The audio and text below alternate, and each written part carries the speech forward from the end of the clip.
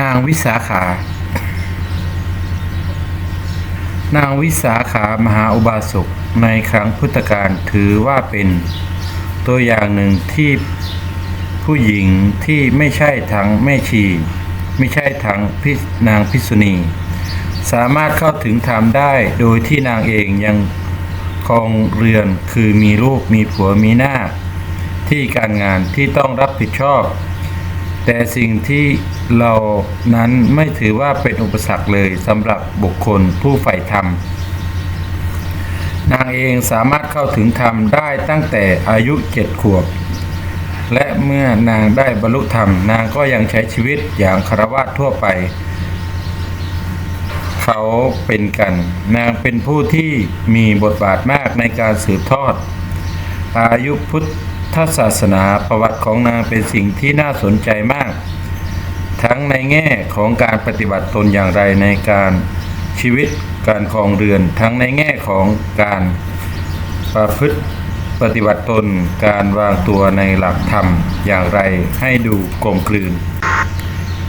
ใครจะนำประวัติของนางมาลงอย่างละเอียดเพราะเห็นว่าน่าจะเป็นประโยชน์บ้างไม่มากก็น้อยไม่ว่าจะเป็นการใช้ชีวิตในการครองเรือนการใช้ชีวิตในการแก้ไขปัญหาที่เกิดขึ้นเฉพาะหน้าทั้งการบริหารครอบครัวทำอย่างไรถึงจะเป็นสุขและการกระทำตัวให้เป็นตัวอย่างแก่ลูกหลานที่ไม่ใช่แค่เพียงคำพูดอย่างเดียวตลอดถึงการปฏิบัติตนต่อศาสนาอย่างไรไม่ให้มีข้อครหาตามมาภายหลังนางวิสาขาตามประวัตินางเป็นบุตรนางสุวนาเทวีซึ่งเป็นภรรยาของธนัญชัยเศรษฐีซึ่งเป็นผู้มั่งคั่งร่ำรวยคนหนึ่งในแคว้นอังคะนางวิสาขาในเยาว์วัยเป็นเด็กที่ฉลาดมีปฏิภาณไหวพริบรู้เหตุอันควรและไม่ควรในสมัยที่พระศาสดาและเหล่าบรรดาสาวกของพระองค์เสด็จผ่านมายังบ้านเมืองของนางปู่ของนางวิสาขาคือเมธทกเศรษฐีเมื่อรู้ข่าวการเสด็จมาของพระพุทธเจ้าด้วยความยินดียิ่งจึงสั่งให้นางวิสาขาผู้เป็นหลานอันเป็นที่รักพาบริวารไปรับพระศาสดาด้วยขบวนยานพาหนะอันยิ่งใหญ่ซึ่งในขณะนั้นนางมีอายุเพียง7 ขวบแต่ด้วยบุญญาบารมี ที่สั่งสมมานานความสำนึกความเคารพในพระศาสดายังคงมีในจิตสำนึกของนางแม้แต่จะมีอายุเพียง7 ปีก็ตามเมื่อนางรับคำของปู่แล้วก็ได้เดินทางด้วยยานพาหนะและบริวารอันยิ่งใหญ่เพื่อไปต้อนรับพระพุทธเจ้าแต่เมื่อถึงระหว่างทางด้วยความเป็นเด็กที่ฉลาดและด้วยความเคารพในพระศาสดานางได้ลง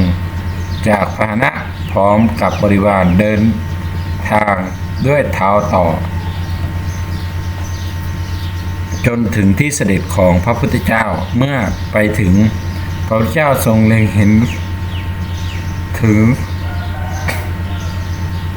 อุปนิสัยของสัตว์อันจะพึงรู้ธรรมได้ของนางวิสาขาพร้อมด้วยบริวาร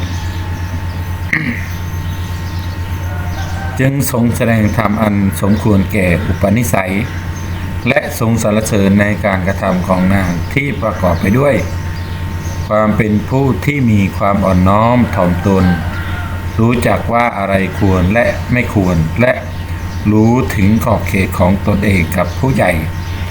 ว่ามีมากน้อยแค่ไหนเมื่อจบพระธรรมเทศนานางวิสาขาพร้อมด้วยบริวารก็ได้บรรลุธรรมเป็นพระโสดาบันตั้งแต่อายุ7 ขวบ จากการกระทำในการเดินทางไปรับเสด็จพระผู้มีพระภาคเจ้าของนางวิสาขาเราจะสังเกตได้ถึงความเป็นผู้รู้จักความมีความอ่อนน้อมถ่อมตนของนางการเดินทางไปรับพระศาสดา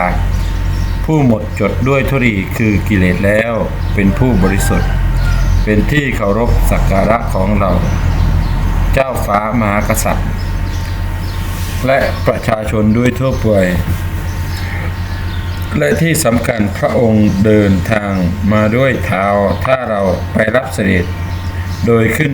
พาหนะไปจนถึงพระองค์ย่อมเป็นการไม่สมควรจึงเป็นเหตุให้นางวิสาขาต้องลงจากพาหนะในระหว่างทางและเดินทางต่อด้วยเท้าเปล่าจนถึงพระองค์ความจริงนางย่อมรู้ตั้งแต่ต้นแล้วที่ปู่ได้สั่งให้นำพาหนะอันยิ่งใหญ่ไปรับเสด็จว่าควรหรือไม่ควรโดยประการใดแต่ด้วยความที่นางยังเป็นเด็กครั้นจะแสดงความคิดเห็นต่อว่าผิดหรือถูกต่อหน้าผู้ใหญ่ย่อมไม่เป็นการสมควรอย่างยิ่งในเวลาจบพระธรรมเทศนานางวิสาขาพร้อมด้วยบริวารก็ได้บรรลุธรรมตั้งอยู่ในโสดาปฏิผลฝ่ายปู่ของนางได้เข้าเฝ้าพระพุทธเจ้าฟังธรรมจนได้บรรลุธรรมเป็นพระโสดาปฏิผลเหมือนกันจึงได้ทูลนิมนต์พระผู้มีพระภาคเจ้าพร้อมด้วยหมู่สงฆ์เพื่อเสวยอาหารเช้าในวันรุ่งขึ้นและได้ทูลนิมนต์ให้พระองค์ประทับอยู่ในเมืองนี้พระเจ้าก็ทรงรับคำนานหลายวันสร้างความปิติยินดีแก่เป็นอย่างยิ่งแก่ตระกูลเมนณทกเถสีโดยเฉพาะอย่างยิ่งนางวิสาขาแล้วพระพุทธเจ้าก็เสด็จหลีกไปในเมืองสาวัตถีมีเศรษฐีชื่อว่ามิคารามีบุตรชายชื่อว่าปุณณวัฒนกุมารบิดามารดาของปุณณวัฒนกุมารต้องการให้ลูกชายแต่งงานมีครอบครัวเพื่อที่จะสืบทอดวงตระกูลจึงบอกให้ลูกชายหาหญิงที่ตนเองพอใจมาเป็นภรรยาสักทีฝ่ายลูกชายก็ปฏิเสธมาตลอดว่าตนเองยังไม่อยากแต่งงานแต่ฝ่ายพ่อและแม่ก็ลบเล้าอ้างเหตุผลประการต่างๆว่าตระกูลอันยิ่งใหญ่จะดำรงอยู่ได้ก็ด้วยทายาทถ้าเจ้าไม่มีลูกมีเมียวงตระกูลของเราจะดำรงอยู่ได้อย่างไรปุณณวัฒนกุมารทนการรบเร้าของบิดามารดาของตนเองไม่ไหวจึงอ้างว่าถ้าจะให้ลูกแต่งงานบิดามารดาจะต้องหาหญิงสาวที่ประกอบด้วยความงามทั้ง5 อย่างเบญจกรณีให้ได้ถึงจะยอมแต่งงานแล้วความงามทั้ง5 อย่างมันคืออะไรลักษณะของเบญจกัลยาณีคือความงามที่สมบูรณ์อันประกอบด้วยองค์5ของหญิงสาวคือ 1. ผมงามผมของหญิงผู้มีบุญมากย่อมเป็นเช่นกำหางนกยูงเวลาปล่อยผมจะทิ้งตัวแล้วกลับงอนขึ้น 2. เนื้องามหมายถึงริมฝีปากที่แดงอ่อนเหมือนผลตำลึงสุกโดยปราศจากการแต่งแต้มสีสันต่างๆริมฝีปากจะเรียบเนียนไม่ปรากฏเป็นร่องเหมือนหญิงทั่วไป 3. กระดูกงามหมายเอาฟันที่มีสีขาวเป็นธรรมชาติเหมือนสีของเปลือกหอยสังที่ผ่านการขัดเป็นอย่างดีฟันเป็นระเบียบไม่ห่างกัน 4. ผิวงามนั้นหมายเอาผิวทั้งคนดำและขาวถึงจะเป็นคนผิวดำแต่ผิวนั้นละเอียดเรียบเนียนปราศจากรอยขุมขนที่กว้างและดำสนิทปราศจากรอยด่างดำเลาะจากรอยด่างเหมือนดอกบัวที่มีสีเขียวส่วนคนผิวขาวจะเป็นประหนึ่งเหมือนดอกกันนิกาเรียบเนียน 5. วัยงามหมายถึงแม้จะผ่านการมีบุตรมามากแต่ร่างกายผิวพรรณเหมือนกับคนที่เพิ่งมีบุตรเพียง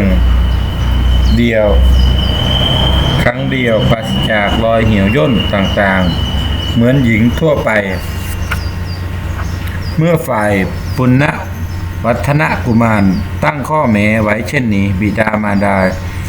จึงปรึกษากันว่าจะทำอย่างไรจึงจะหาหญิงที่ลูกชายบอกถ้าเราหาไม่ได้ลูกชายเราคงจะไม่ยอมแต่งงานเป็นแน่ด้วยความที่กลัววงตระกูลของตนจะไม่มีผู้สืบทอดจึงปรึกษากับพราหมณ์ที่มีปัญญาว่าจะพอหาหญิงสาวเหมือนลูกชายตนเองได้บอกหรือไม่ฝ่ายพราหมณ์ก็บอกว่าธรรมดาคนมีบุญย่อมจะต้องมีเป็นแน่โลกใบนี้คงจะไม่อับจนคนมีบุญถ้าอย่างไรเราจะตามหาคนที่มีคุณสมบัติเพียบพร้อมดังลูกชายท่านกล่าวให้ได้หากบุญของตระกูลของท่านยังมีบุญอยู่คงต้องได้พบหญิงที่เพียบพร้อมด้วยเบญจกัลยาณีโดยไม่เหลือวิสัยเป็นแน่ว่าแล้วก็ได้ตกลงให้พราหมณ์จำนวน8 คนออกตามหาหญิงเบญจกัลยาณีพร้อมด้วยค่าจ้างในการตามหาและหลังจากพบแล้วเป็นจำนวนมากและได้มอบพวงมาลัยทองคำให้พราหมณ์และได้สั่งสำทับพราหมณ์ว่าเมื่อใดที่พวกท่านพบหญิงที่เพียบพร้อมไปด้วยเบญจกัลยาณีพวกท่านจงมอบพวงมาลัยทองคำพวงนี้ให้แก่นางเถิด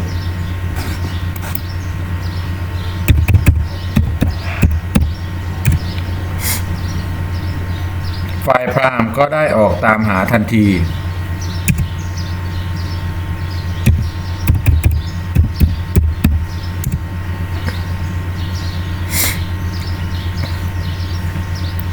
เดินทางไปตามหัวเมืองต่างๆทั้งสอบถามทั้งเสาะแสวงหาเป็นเวลานานแต่ก็หาไม่ได้เจอไม่จนพราหมณ์รู้สึกไม่แน่ใจว่ายังมีหญิงลักษณะนี้อยู่หรือไม่ตราบจนเดินทางเข้าทางมาถึงเมืองที่ชื่อว่าสาเกตซึ่งกำลังจัดงานประจำปีขึ้นงานนี้คืองานนักขัตฤกษ์หมายถึงงานที่ทุกคนจะเปิดเผยใบหน้าโดยปราศจากผ้าคลุมหน้าซึ่ง1 ปีจะมี1 ครั้งเพราะตามปกติเมื่อยามจะออกจากบ้านโดยเฉพาะผู้หญิงจะคลุมหน้าอย่างมิดชิดบรรดาหนุ่มสาวจะได้เห็นใบหน้ากันอย่างแจ่มชัดก็วันนี้ลูกเจ้าฟ้ามหากษัตริย์ลูกเศรษฐีก็จะมาชุมนุมกันในวันนี้เพื่อหาคู่ครองถ้ารู้สึกพอใจในหญิงใดก็จะคล้องด้วยพวงมาลัยพอหลังจากงานเสร็จก็จะนำมาเป็นฝ่ายภรรยาฝ่ายพราหมณ์ทั้ง8ก็ปรึกษากันว่าถ้าตระกูลของเรา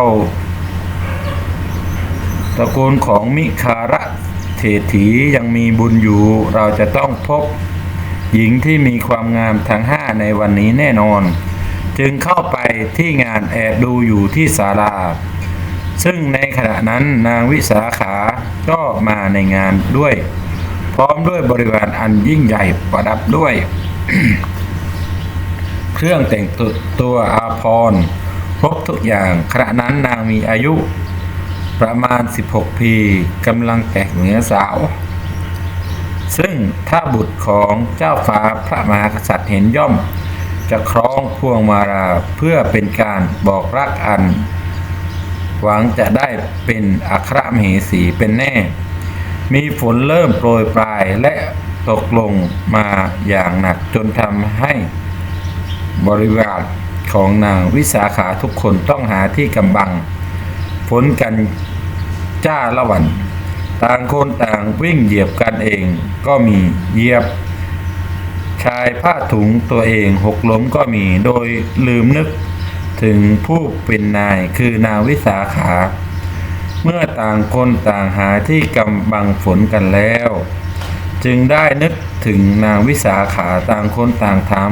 กันว่านางวิสาขาผู้เป็นนายล่ะอยู่ที่ไหนแล้วทุกคนก็มองเห็นนางวิสาขาค่อยๆเดินฝ่าสายฝนเข้ามาที่ศาลาโดยปราศจากการรีบเร่งผ้าผ่อนเปียกประดับต่างๆผ้าผ่อนเครื่องประดับต่างๆของนางเปียกชุ่มไปด้วยน้ำเหตุการณ์นี้หาได้ผลสายตาของพราหมณ์ทั้ง8คนไม่ในขณะที่นางวิสาขาเดินผ่าสายฝนมายังศาลาพราหมณ์ความงามทั้ง4ปรากฏชัดให้พราหมณ์ทั้ง8ได้เห็นอย่างแจ่มชัดทำให้พราหมณ์รู้สึกมีความหวังขึ้นมาทันทีว่าบัดนี้ผู้มีบุญที่เราได้เสาะแสวงหามาเป็นเวลานานจนเกือบทำให้เราทั้งหลายท้อเราได้เจอแล้วเห็นทีจะเป็นด้วยบุญของมิคาระเศรษฐีเป็นแน่ด้วยความประสงค์ของพราหมณ์ที่ต้องการเห็นความงามทั้ง5ให้ครบจนเป็นที่แน่ใจแล้วว่าเป็นหญิงที่มีความงามทั้ง5อย่างจึงเดินเข้าไปหานางวิสาขาเพื่อที่จะพูดคุยด้วยประสงค์จะเห็นฟันของนางและที่สำคัญบรรดาพราหมณ์ต่างสงสัยในการกระทำของหญิงสาวผู้นี้ว่าทำไมเมื่อฝนตกต่างคนต่างวิ่งหาที่กำบังแต่หญิงผู้นี้หาได้เกิดอาการตื่นตระหนกไม่ประหนึ่งว่าเดินตามปกติเหมือนฝนไม่ตกและเมื่อฝนหยุดตกบรรดาพราหมณ์ทั้ง5ทั้ง8ก็ได้เดินเข้าไปถามว่าเหตุใดนางจึงทำอาการลักษณะเช่นนี้ในเมื่อคนอื่นต่างกลัวว่าเครื่องอาภรณ์ต่างๆของตนเองจะเปียก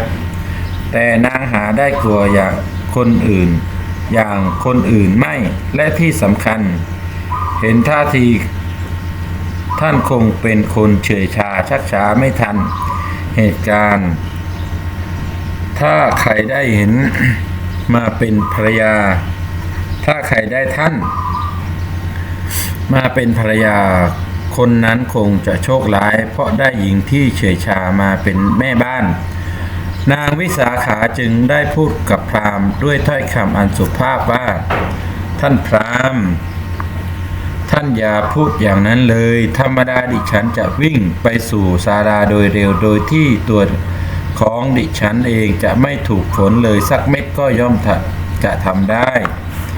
แต่ดิฉันมาคิดดูด้วยเหตุและผลแล้วจึงไม่ทำฝ่ายพราหมณ์จึงถามต่อว่าเราทั้งหลายมองไม่เห็นเหตุผลอะไรเลยที่ท่านจะปล่อยให้ตัวเองเปียกนอกจากมาไม่ทันหรือเฉื่อยชานางวิสาขาจึงกล่าวกับพราหมณ์อย่างนอบน้อมว่าท่านพราหมณ์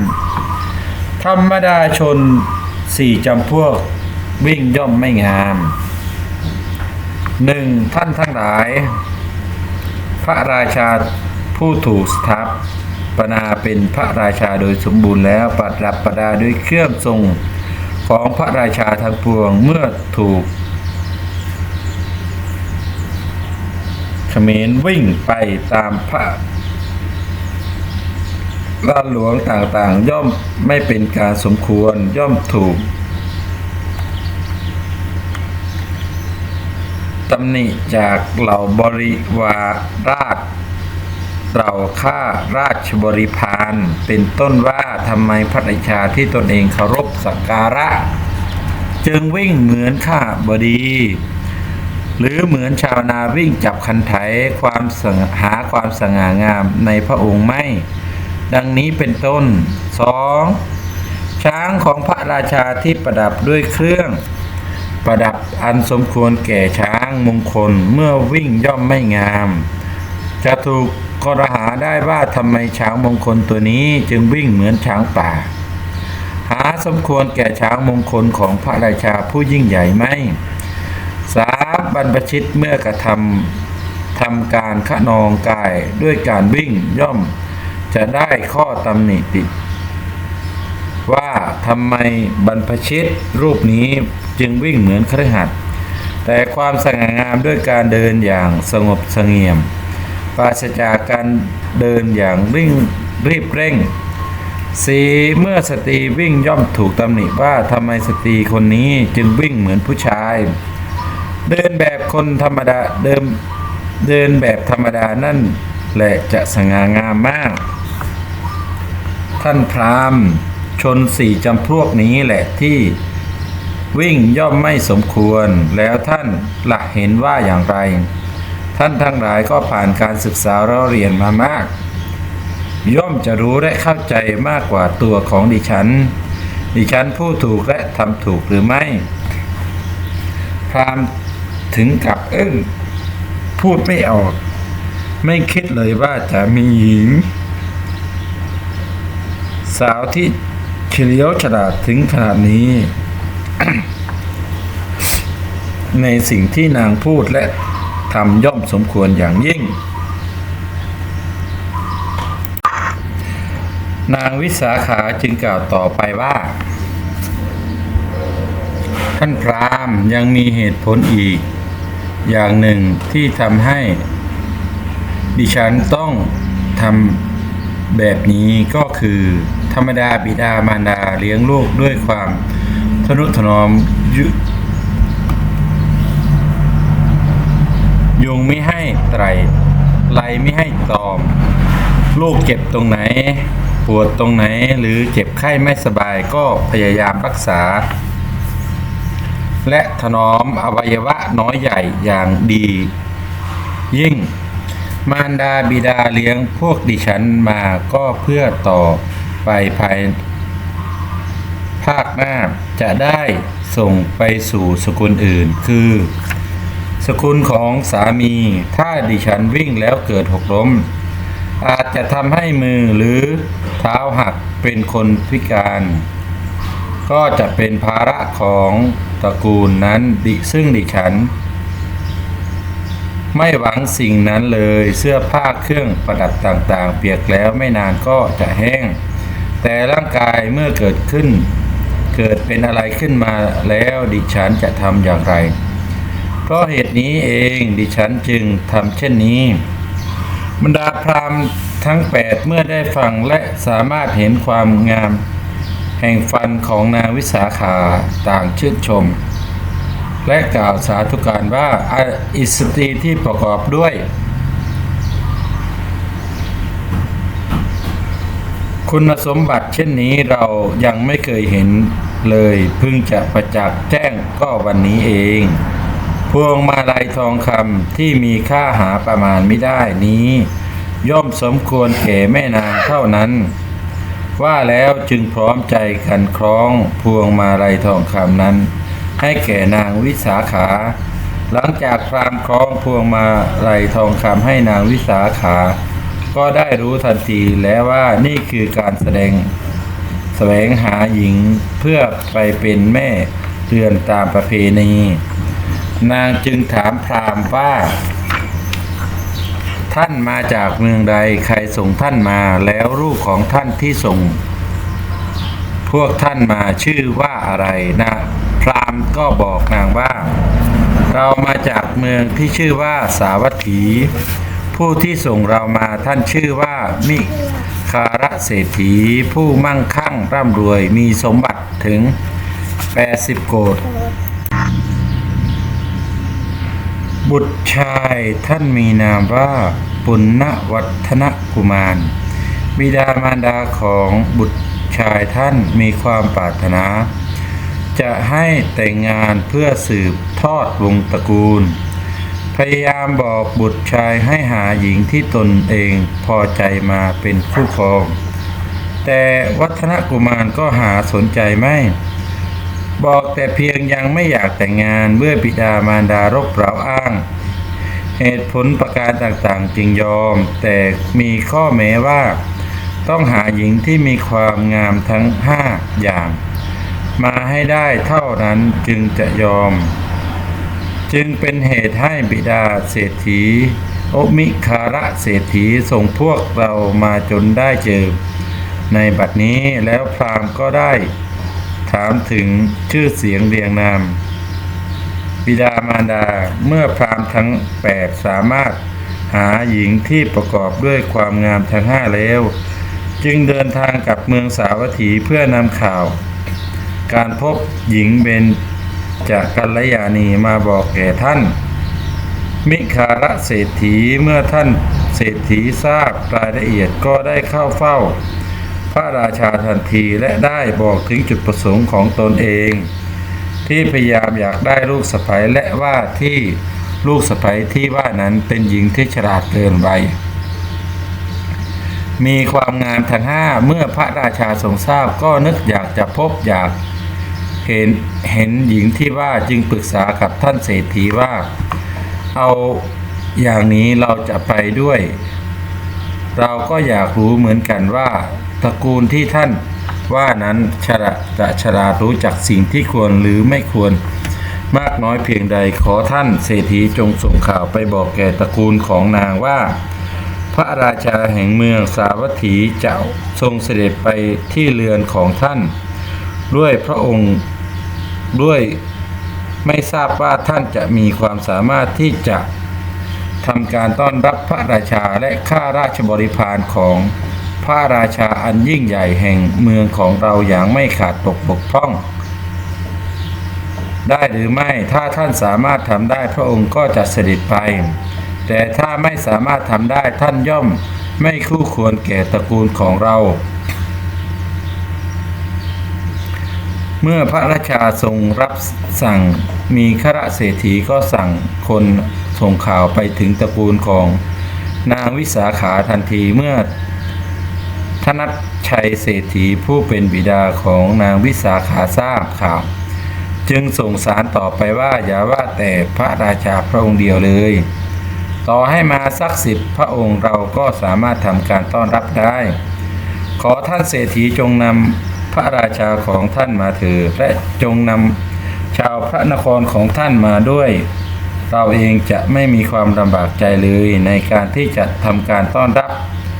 คนที่มีจำนวนมากพระราชาพร้อมด้วยมิคราเศรษฐีจึงได้พร้อมด้วยบริวารอันยิ่งใหญ่จึงเดินทางไปที่บ้านของธนัญชัยเศรษฐีท่ามกลางการต้อนรับที่ยิ่งใหญ่พร้อมด้วยอาหารการกินมโหสถต่างๆมากมายพระราชาพร้อมด้วยมิคารเศรษฐีพักอยู่ที่นั่นเป็นเวลา6 วันวันพรุ่งนี้ก็จะเดินทางกับธนัญชัยเศรษฐีให้โอวาทแก่ลูกสาวพอพรุ่งนี้แล้วลูกของเราก็จะไปเป็นลูกสะใภ้ในที่อื่นซึ่งห่างไกลนักจากบ้านเรือนของตนเศรษฐีนั่งรำพันกับภรรยา2 คนสักพักจึงสั่งให้คนรับใช้ไปเรียกนางวิสาขามาพบบอกเพื่อที่จะบอกสิ่งที่ควรและไม่ควรกระทำในบ้านของสามีเมื่อนางวิสาขามาพบธนัญชัยเศรษฐีจึงกล่าวขึ้นว่าลูกเอ๋ยพรุ่งนี้แล้วเจ้าจะต้องไปสู่ตระกูลของสามีเจ้าซึ่งไม่ใช่บ้านเรือนของตนทั้งคนทั้งหลายก็ไม่ใช่ของตนของที่นี่เวลาเจ้าทำผิดอย่างมากพ่อและแม่ก็ได้แค่ว่ากล่าวตักเตือนด้วยความรักแต่เมื่อเจ้าไปอยู่ที่อื่นเจ้าทำผิดเขาเหล่านั้นจะด่าเจ้าจะโบยเจ้า เจ้าจะต้องรู้จักเอาตัวรอดในยามคับขันลูกเอ๋ยสิ่งหนึ่งที่ลูกควรที่จะรำลึกอยู่เสมอคือคุณธรรมที่คนโบราณได้สอนไว้ในเมื่อจะไปเป็นลูกสะใภ้ก็คือ 1. ไฟในอย่านำออกไฟนอกอย่านำเข้าหมายถึงสิ่งที่อาจเกิดขึ้นภายในบ้านของสามีเจ้าไม่ว่าสิ่งนั้นจะเลวหรือขัดต่อความรู้สึกเราอย่างไรก็ตามลูกสะใภ้ที่ดีไม่ควรนำเรื่องเหล่านั้นไปโพลพัฒนาเล่าให้คนอื่นนั้นฟังคนนี้ฟังหรือนำเรื่องของพ่อผัวแม่ผัวมานินทาให้คนอื่นได้รับรู้อันเปรียบเสมือนกับการประจานตัวเองเหล่านี้เป็นต้นที่เรียกว่าไฟในอย่านำออกไฟนอกอย่านำเข้านั้นก็หมายถึงสิ่งใดที่เกิดเป็นเรื่องที่ทำให้ผู้ที่อยู่ในบ้านนั้นฟังแล้วเกิดความไม่สบายใจเช่นคนนั้นเป็นอย่างนั้นคนนี้เป็นอย่างนี้หรือคนบ้านนั้นทำเรื่องเลวทรามต่ำช้าหรืออาจจะได้ยินคนอื่นเขากล่าวหานินทาคนในบ้านสักปานใดก็ตามเป็นสิ่งที่ลูกสะใภ้ที่ดีไม่ควรนำมาพูดอันเป็นชนวนเหตุให้เกิดการทะเลาะวิวาทขึ้น 2. พึงให้แก่บุคคลที่ให้เท่านั้นไม่พึงให้แก่คนที่ไม่ให้ที่นั่นมีอยู่สองความหมายนั่นคือพึงให้ผู้อื่นยืมวัตถุสิ่งของเฉพาะแก่ของที่ส่งคืนเท่านั้นและอีกความหมายหนึ่งก็คือนั่นหมายถึงพึงให้ความเคารพเชื่อฟังแก่บุคคลที่เป็นบัณฑิตเท่านั้นเพราะบัณฑิตนั้นการทำการพูดการคิดนั้นย่อมประกอบด้วยประโยชน์ย่อมเป็นผู้ที่รู้จักสิ่งที่เป็นประโยชน์และไม่เป็นประโยชน์บางครั้งอาจขัดต่อความรู้สึกส่วนตัวของเราแต่ย่อมมีความประสงค์ที่มีความเจริญเราต้องเคารพเชื่อฟังท่านเหล่านั้นด้วยดีไม่พึงให้แก่คนที่ไม่ให้นั้นหมายถึงเราไม่จำเป็นที่จะต้องทำตามในสิ่งที่คนพาลแนะนำเสมอไปคนพาลนั้นกระทำการพูดการคิดย่อมเจือไปด้วยความรู้สึกส่วนตัวอารมณ์ก็ดีแนะนำในทางที่ดีอารมณ์ร้ายหรือไม่พอใจก็แนะนำในทางที่ชั่วประกาศ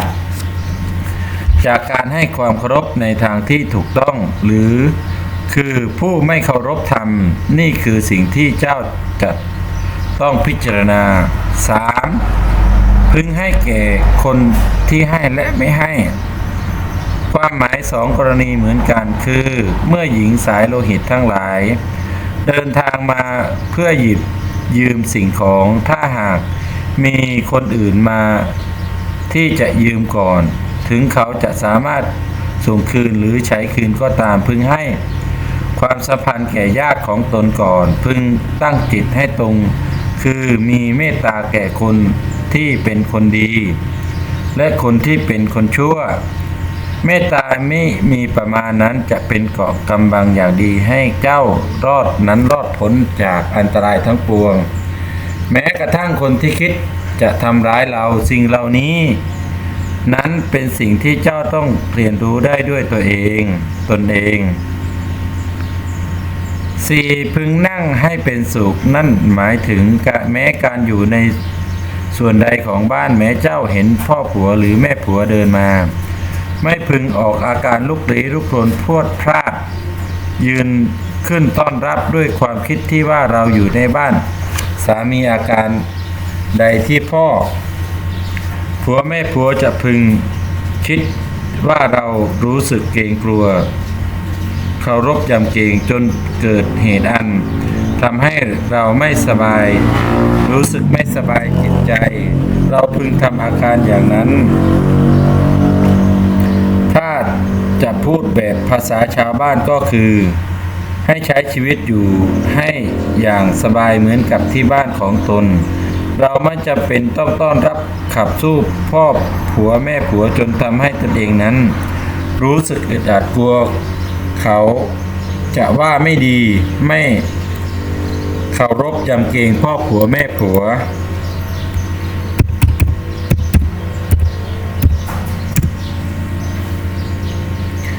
5. พึงนอนให้เป็นสุขความหมายที่ธนัญชัยเศรษฐีพูดก็คือ เมื่อไปเป็นลูกสะใภ้หน้าที่การงานต่างๆที่อยู่ในบ้าน เราควรที่จะจัดการให้เสร็จเป็นอย่าง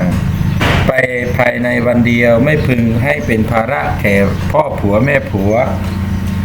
ไม่ใช่พอถึงเวลาพักผ่อนตัวเองนอนหลับอย่างสบายแต่พ่อผัวแม่ผัวยังคงหน้าดำคล่ำเครียดเก็บนั่นเก็บนี่ทั้งงานหลักและงานจุกจิกซึ่งมีอยู่ให้เห็นเป็นอยู่ประจำบางทีพอตนเองกับสามีกินข้าวเสร็จก็ทิ้งสำรับกับข้าวไว้เกลื่อนกลาดแล้วตนเองกับสามีก็ไปนอนสบายทิ้งให้แม่ผัวคอยเก็บล้างเก็บกวาดเช็ดถูกว่าจะได้หลับได้นอนปาเข้าไปจนดึกดื่นซึ่งเป็นการกระทำที่น่าละอายยิ่งนักเป็นสิ่งที่ลูกสะใภ้ทั้งหลายไม่พึงกระทำเป็นอย่างยิ่ง 6. พึงบริโภคเป็นสุขไหมนั่นหมายถึงจัดหาสำรับกับข้าวให้พ่อแม่ของสามีบริโภคก่อน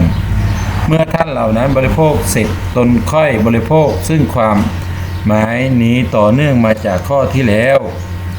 7. พึงนอบน้อมเทวดาภายในและพึงบำเลอไฟนั้นหมายถึงลูกสะใภ้ที่ดีควรที่จะรู้อุปนิสัยของพ่อผัวแม่และแม่ผัวว่าท่านชอบอะไรและไม่ชอบสิ่งใดเวลาใดที่ท่านอารมณ์ดีและเวลาใดที่ท่านอารมณ์ไม่ดีสิ่งที่ดีๆภายในบ้านหรือความสุขจะเกิดขึ้นภายในบ้านได้นั้นต่างคนต่างต้องรู้จักศึกษาอุปนิสัยของกันและกันและรู้จักการผ่อนหนักผ่อนเบาในบางครั้งคนในบ้านอาจจะพูดอะไรที่รุนแรงหรือไม่เข้าหูคนภายในบ้านบ้างเราต้องเข้าใจเมื่อธนัญชัยเศรษฐีให้โอวาทแก่นางเสร็จจึงได้เรียกค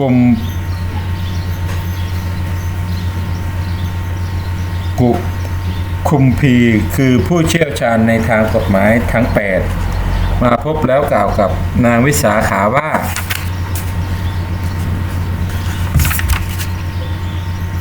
วิสาขานี่คือผู้ที่จะเป็นคนคอยให้คำปรึกษาแก่เจ้าในเวลาที่เจ้ามีปัญหาพร้อมกับคอยให้ความยุติธรรมกับเจ้าในทุกกรณีถ้ามีเรื่องอะไรเกิดขึ้นเจ้าจงเรียกกุมพีทั้ง8มาเป็นตัวแทนในการพูดของเจ้าเถิดเมื่อนางวิสาขาถึงเวลาได้เดินทางไปอยู่กับยังบ้านของสามีเวลาที่เกิดความไม่ยุติธรรมขึ้นแก่นางอันเกิดจากความไม่พอใจของคนในบ้านนั้นจนเป็นเหตุให้นางวิสาขาต้องถูกขับไล่บรรดาพราหมณ์ทั้ง8ข้อคอยจัดการเรื่องที่เกิดขึ้นผิดก็ว่าไปตามผิดถูกก็ว่าไปตามถูกอย่างเช่นนางวิสาขาตำหนิพ่อผัววันหนึ่งขณะที่นางวิสาขากำลังปฏิบัติจัดสำรับกับข้าวอย่างดีให้พ่อผัวและคอยปฏิบัติท่านในขณะที่บริโภคที่ระเบียงภายนอกบ้านอยู่นั้นขณะที่ท่านเศรษฐีกำลังโภคให้อาหารในภาชนะทองคำอยู่นั้นมีพระเถระรูปหนึ่งออกบิณฑบาตจนมาถึงหน้าบ้านของท่านเศรษฐีและมายืนจุดที่หน้าบ้านของท่านเศรษฐีนางวิสาขาและท่านเศรษฐีต่างก็เห็นว่าพระเถระยืนรอรับบาตรอยู่แต่ด้วยความเป็นผู้ที่เป็นมิจฉาทิฏฐิคือมีความเห็นว่าบุญไม่มีบาปไม่มีนรกสวรรค์ไม่มีจึงทำให้ท่านเศรษฐีไม่ขนขวายที่จะสร้างบุญแม้จะมีพระเถระที่เป็นพระอรหันต์มายืนอยู่ที่หน้าข้างหน้าก็ตามพระเถระที่บิณฑบาตก็ยืนอยู่อย่างนั้นท่านเศรษฐีจากที่บริโภคอาหารอย่างอร่อยเมื่อเห็นพระก็หันหน้าไปทางอื่นเหมือนกับว่ามองไม่เห็น นางวิสาขาผู้เป็นบัณฑิตเป็นพระโสดาบันเห็นพฤติกรรมของพ่อผัวโดยอาการนั้นจึงได้กล่าวกับพระเถระด้วยเสียงอันดังว่าขอนิมนต์พระคุณเจ้าไปโปรดข้างหน้าเถิดปัจจุบันพ่อผัวของดิฉันกำลังกินของเก่าอยู่พระเถระก็เดินไปฝ่ายมิคารเศรษฐีเมื่อได้ฟังนางวิสาขาพูดเช่นนั้นก็โกรธเป็นการใหญ่ตั้งแต่เกิดมาเป็นคนนี่ยังไม่เคยมีใครพูดอย่างนี้เลยเราบริโภคอาหารอันประณีตในถาดทองคำดุจอาหารของพระราชานางวิสาขาผู้เป็นเพียงลูกสะใภ้กลับพูดว่าเรากินอาหารที่ไม่สะอาดเหลือเดนดังนั้นจึงด่านางวิสาขาต่างๆนานาพร้อมกับขับไล่ให้ออกไปจากที่นี่โดยด่วนด้วยความที่เป็นคนที่ฉลาดทันคนและรู้อะไรเป็นอะไรจึงได้เรียกพราหมณ์ทั้ง8มากล่าวตัดสินว่าถ้าดิฉันผิดจริงดิฉันก็จะยอมออกไปจากที่นี่โดยไม่มีการเรียกร้องต่อสิ่งใดถ้าดิฉันไม่ผิดดิฉันจะไม่ยอมออกจากที่นี่ไปเพราะแค่เหตุที่พ่อผัวไม่พอใจดิฉันไม่ใช่หญิงธรรมดาที่มาจากท่าน้ำที่คิดจะให้มาก็มา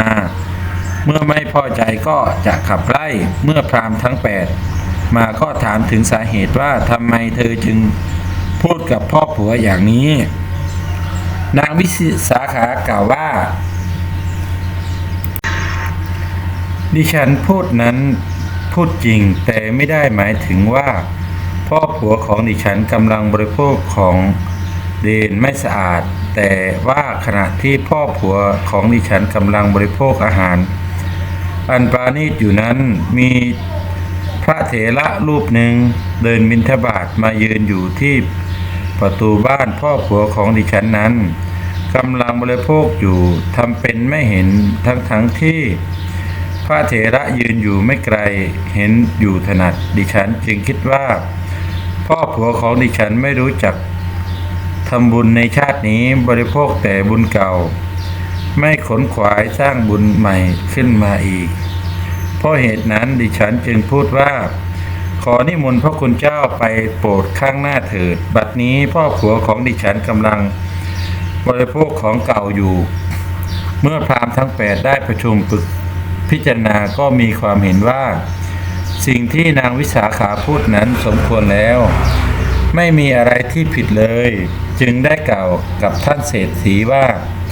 สิ่งที่นางวิสาขาพูดนั้นไม่ใช่เป็นมูลเหตุอันสมควรที่จะขับไล่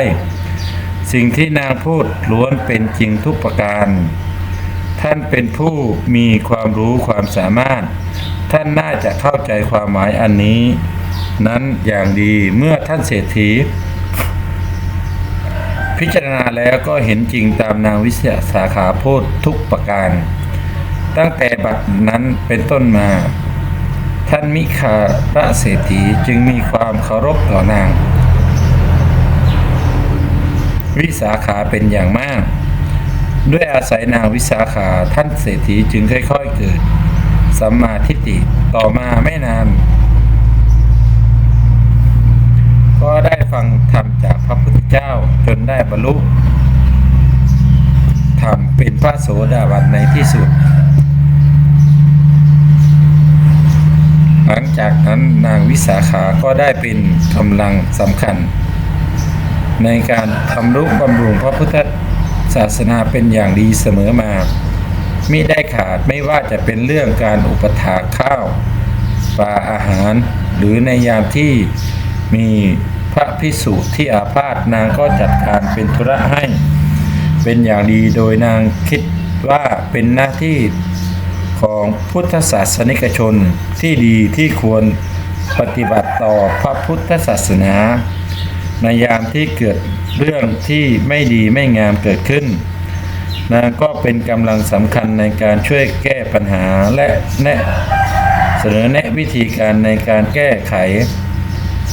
นับว่าเป็นตัวอย่างที่เราท่าน ควรนำไปเป็นตัวอย่างอีกคนหนึ่งหากเราท่านทั้งหลายทำได้ดังนางวิสาขาแล้วก็เชื่อเหลือเกินว่าพระอริยบุคคลคงจะอยู่ไม่ไกลจากท่านอย่างแน่นอน